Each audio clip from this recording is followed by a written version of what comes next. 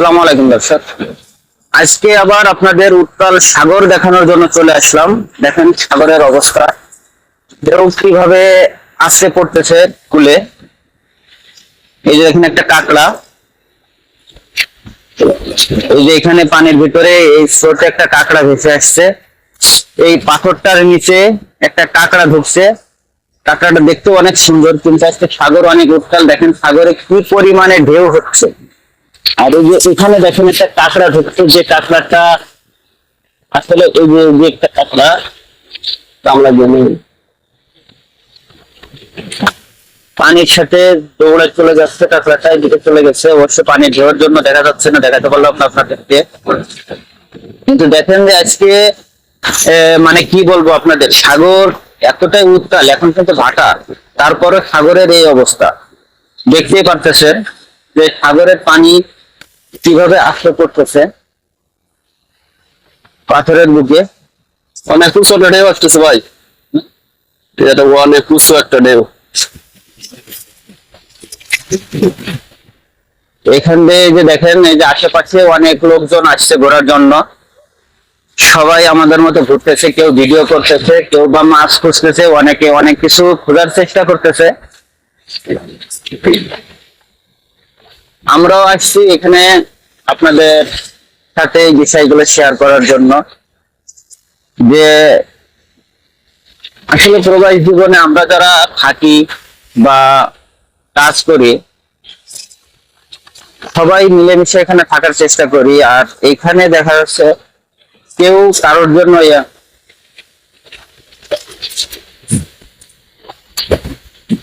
আমরা প্রতিদিনই কোথাও না কোথাও ঘুরতে যাই, বা সেই ভিডিওগুলো আপনাদের সাথে শেয়ার করার চেষ্টা করি বা আপনাদের দেখানোর চেষ্টা করি যে আসলে প্রবাস জীবনটা কি।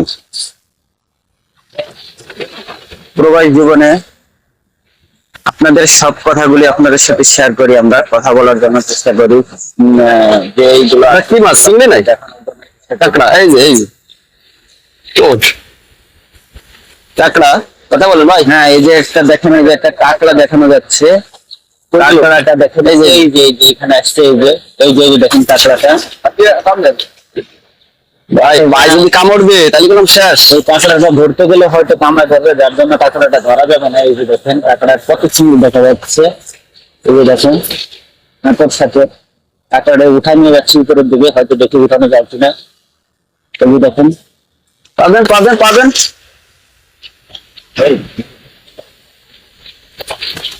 এই যে আমাদের এক বাঙালি ভাই, তিনি ক্যামেরা দিছে ওনাকে দুইটা ছবি তুলে দেওয়ার জন্য। এই ঢেউর দৃশ্য দেখে চলে গেল একটা ছবি তুলে দেওয়ার জন্য, তাই আমি ওনাকে দুইটা ছবি তুলে দিচ্ছি। দেখেন,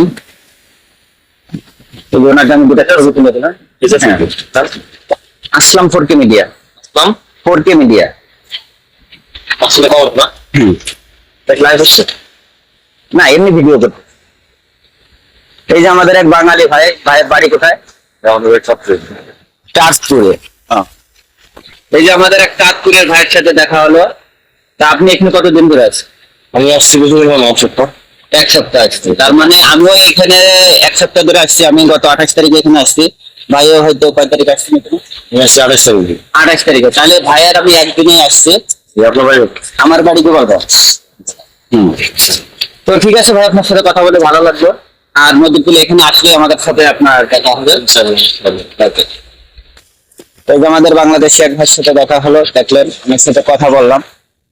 তো এইভাবে হয়তো বা কারোর সাথে না কারোর সাথে আমাদের দেখা হয় প্রতিদিনই। আমরা সবসময় চেষ্টা করি যে সবার সাথে আমার কথা বলার জন্য। তো আপনারা যারা এখানে আসছেন, সবাই সবার সাথে মিলেমিশে থাকবেন, একে অপরের পাশে থাকবেন। আসলে একটা কথা বলতে কি, আমরা যারা প্রবাস থাকি, প্রবাসীর কষ্ট শুধু প্রবাসীরাই বলে। আমরা যারা দেশে থাকি বা বাড়িতে থাকি, আমরা আসলে প্রবাসীরা মনে করি এক একটা টাকার মেশিন।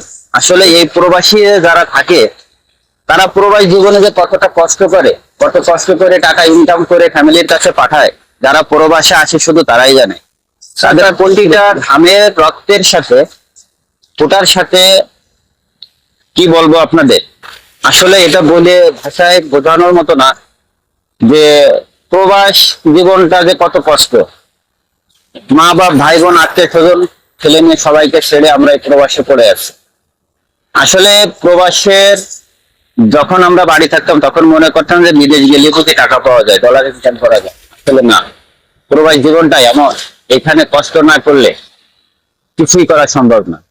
আর প্রবাস জীবনে যে কতটা কষ্ট, আত্মীয় স্বজন, বউ ছেলে মেয়ে মা বাবাকে ছেড়ে থাকা, এটা বলে ভাষায় প্রকাশ করার মতো না। শেষ করেন, 5:30 মিনিট হয়ে গেছে।